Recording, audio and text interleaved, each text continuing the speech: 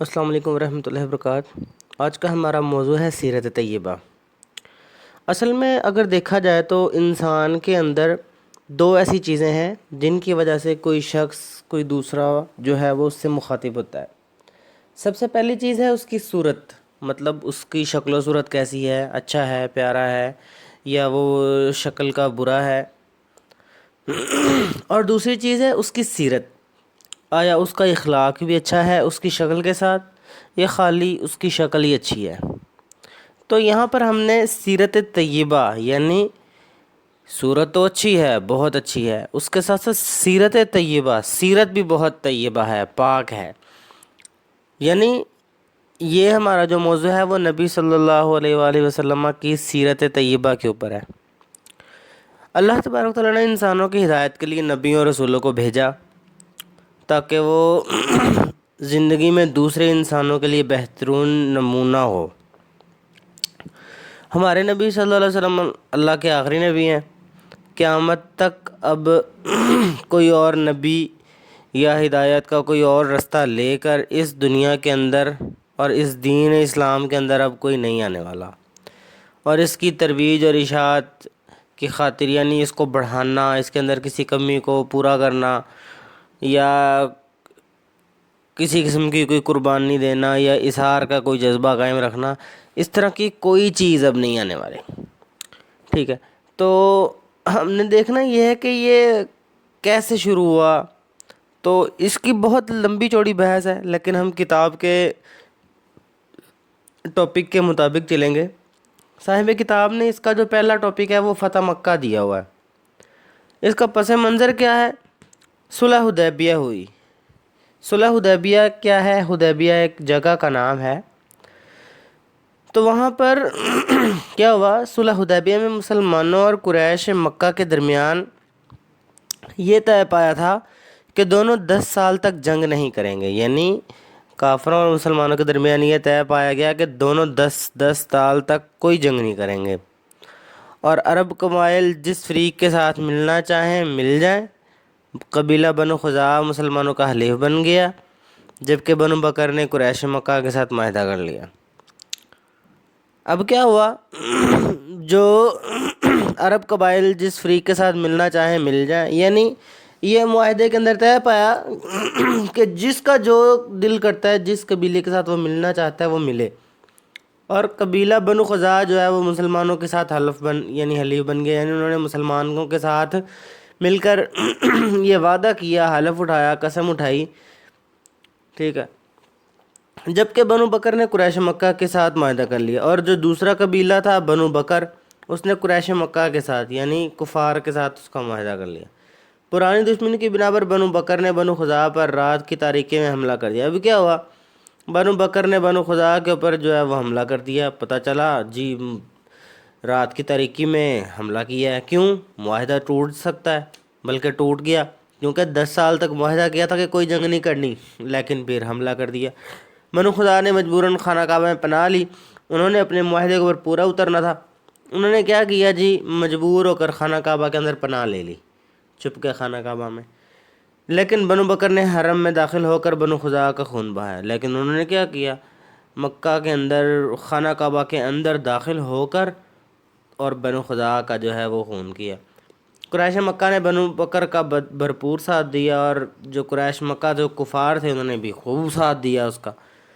اب بنو خزاعہ کے ایک وفد نے رسول اللہ صلی اللہ علیہ وسلم کی خدمت میں حاضر و عرض کی کہ قریش اور بنو بکر نے معاہدے کی خلاف ورزی کی ہے اور خانہ کعبہ کی حرمت کا بھی خیال نہیں رکھا، کیونکہ خانہ کعبہ کے اندر داخل ہو کر قتل عام کا نہ خانہ کعبہ کی حرمت کے اوپر حرف آتا ہے۔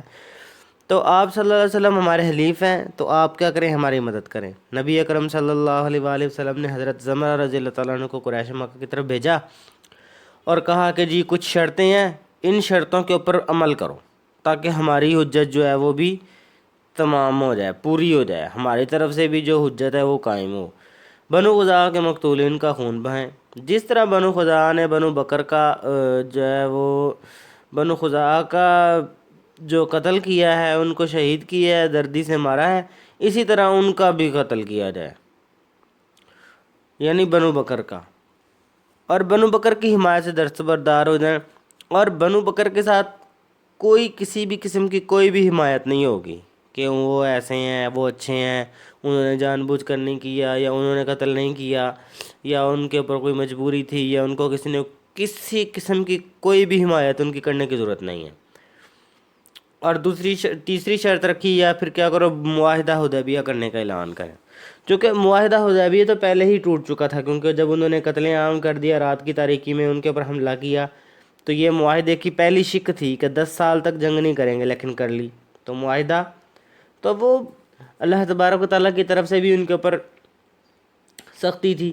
تو انہوں نے کیا کیا، جلدی کے اندر جو تیسری شرط ہے نا کہ جی ہم معاہدہ ختم کرنے کا اعلان کرتے ہیں، 3 شرطیں تھیں، 3 شرطوں میں سے معاہدے والی جو شرط ہے وہ پوری کر لی، اور جلدی جو ہے قریش کو اپنی بدعہدی کا احساس ہوا، اور انہوں نے کیا کیا، ابو سفیان کو اپنا نمائندہ بنا کر مدینہ منورہ بھیجا تاکہ معاہدے کی پھر سے تجدید کرے۔ ابو سفیان رسول اللہ علیہ وسلم کی خدمت میں حاضر ہوا اور آپ صلی اللہ علیہ وسلم نے اسے کوئی جواب نہ دیا۔ اس کے بعد کئی اور صحابہ سے ملا، لیکن صلح کی تمام کوششوں میں ناکامیوں کے بعد ابو سفیان مکہ مکرمہ واپس لوٹ گئے۔ تو یہاں سے دراصل فتح مکہ کی جو جنگ ہے اس کا سلسلہ جو ہے وہ شروع ہوا۔ اس کے بعد کیا چیز ہے، اس کے بعد صاحب کتاب نے ہیڈنگ ایک نئی ڈال دیا، اسلامی لشکر کی مکہ مکرمہ کی طرف پیش قدمی۔ رسول اکرم صلی اللہ علیہ وسلم 10 رمضان المبارک 8 ہجری کو مکہ مکرمہ کی جانب روانہ ہوئے۔ آپ صلی اللہ علیہ وسلم کے ساتھ 10,000 صحابہ کرام بھی تھے۔ حضرت عباس رضی اللہ عنہ جو ابھی مکہ مکرمہ میں مقیم تھے، اپنے اہل و عیال سمیت ہجرت کر کے مدینہ منورہ کی طرف آ رہے تھے۔